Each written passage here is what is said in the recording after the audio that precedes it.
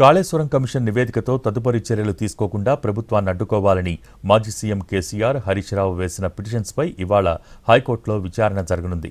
Commission of enquiry act section 8B, 8C కింద నోటీసులు ఇవ్వకుండా జస్టిస్ పీసీ ఘోష్ కమిషన్ ఇచ్చిన నివేదిక చెల్లదని, దానిని కొట్టేయాలని కేసీఆర్, హరీష్ రావు హైకోర్టులో వేర్వేరు పిటిషన్లు దాఖలు చేశారు.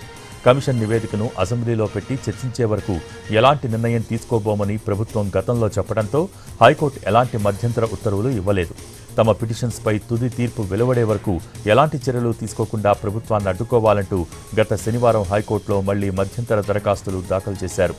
అసెంబ్లీకి ఇప్పటికే చర్చ పూర్తి కావడంతో కాళేశ్వరం కేసును సీబీఐకి అప్పగించాలని ప్రభుత్వం నిర్ణయించడంతో అత్యవసర విచారణ చేపట్టాలని పిటిషనర్ల తరపు న్యాయవాదులు కోరారు. కేసీఆర్, హరీష్ పిటిషన్స్పై ఇవాళ ఉదయం 10:30 గంటలకు చీఫ్ జస్టిస్ అపరేష్ కుమార్ సింగ్ విచారణ చేపట్టనున్నారు.